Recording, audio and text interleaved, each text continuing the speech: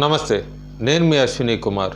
అరుణ్ యోగిరాజ్ ప్రస్తుతం ఈ పేరంతా కూడా భారతదేశంలో మళ్ళీ ఒకసారి మారుమోగుతోంది.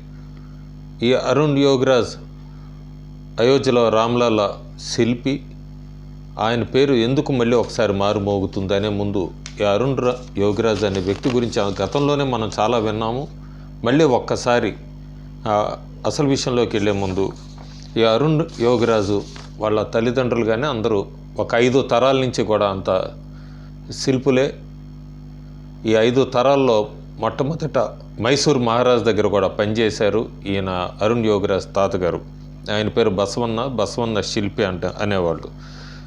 ఈ యోగిరాజుకి అరుణ్ యోగిరాజు పోనీ డైరెక్ట్గానే ఈ శిల్పి అయ్యాడంటే కాదు. ఆయన చదువుకొని కూడా మాస్టర్స్ డిగ్రీ బిజినెస్ అడ్మినిస్ట్రేషన్లో చేసి తర్వాత కొన్ని రోజులు ఉద్యోగం చేసి 2008 సంవత్సరంలో మళ్ళీ తిరిగి వాళ్ళ ఏ జనరేషనో దానిలోకే మళ్ళీ శిల్పిగా మారాడు ఆయన. మళ్ళీ అరుణ్ యోగిరాజ్ చాలా ఫేమస్ విగ్రహాలంతా కూడా ఆయన చేతుల మీదుగానే రూపుదిద్దుకున్నాయి.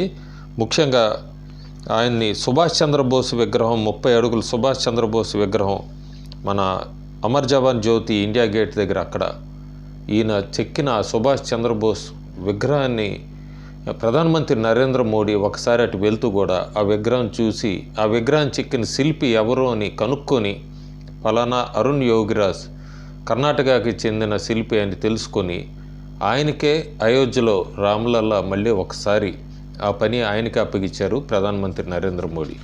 ఈ అరుణ్ యోగిరాజుకి కర్ణాటకలో కూడా ఒక 21 అడుగుల హనుమాన్ విగ్రహం కేఆర్ నగర్లో మైసూరులో, అట్లాగే 15 అడుగుల ఒకటే రాయి మీద అంబేద్కర్ విగ్రహం, 10 అడుగులది అట్లాగే రామకృష్ణ పరమహంసది, అట్లా మహారాజ్ జయ చామరాజేంద్ర వీళ్ళందరివి ఒక రాతి మీద చెక్కి ఆయన ప్రతిభ ఏంటి అని చూపించుకున్నాడు, నిరూపించుకున్నాడు.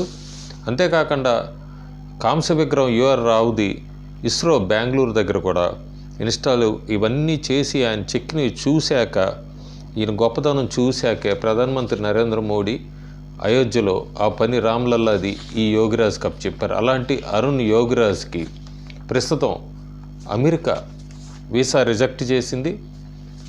అమెరికా వీసా ఎందుకు ఇవ్వట్లేదు అనేది అయితే కారణాలు ఏం చెప్పలేదు, వీసా ఇవ్వట్లేదు అని చెప్పింది. ఈ అరుణ్ యోగిరాజ్ కూడా ప్రపంచ కన్నడ కాన్ఫరెన్స్ అక్కడ అమెరికాలో జరగబోతోంది.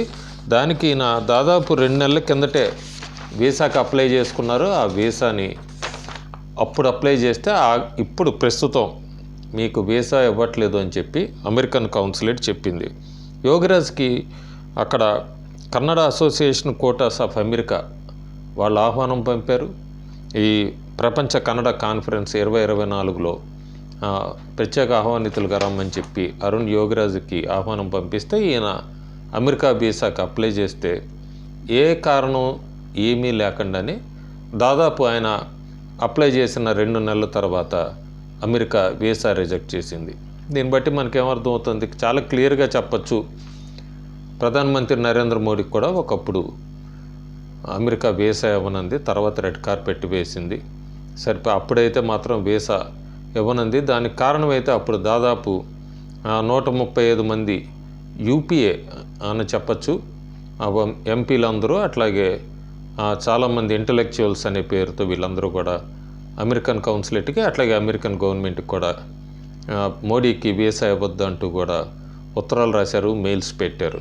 వాళ్ళే మళ్ళీ ఏమన్నా ప్రస్తుతం అరుణ్ యోగిరాజ్ గురించి కూడా ఏమన్నా ఆపారా, వీసా ఇవ్వద్దు అని చెప్పి అమెరికన్ గవర్నమెంట్కి ఏమన్నా మెయిల్స్ పెట్టారా, లెటర్స్ రాశారా అన్న ఒక అనుమానం అయితే ప్రజల్లో కలుగుతుంది. ఎందుకంటే ఆయనకి వీసా రిజెక్ట్ చేయడానికి ఎక్కడ కూడా అసలు కారణాలు ఏం లేవు. ఆయన ఏమి టెర్రరిస్ట్ కాదు, ఆయన మీద ఏం క్రిమినల్ కేసులు లేవు, ఆయన మీద ఎలాంటి కేసు లేదు. ప్యూర్ ప్లెయిన్ మనిషి. ఆయన గత చరిత్రలు చూసుకున్నా కూడా ప్రస్తుతం చూసుకున్నా ఆయనకి వీసా నిరాకరించడానికి ఒక్క కారణం కూడా లేదు. అందుకే అమెరికా ఆయనకి వీసా నిరాకరించినా కూడా ఎక్కడ కారణం అంటూ కూడా ఏది ఎంతవరకు కూడా వెల్లడించలేదు.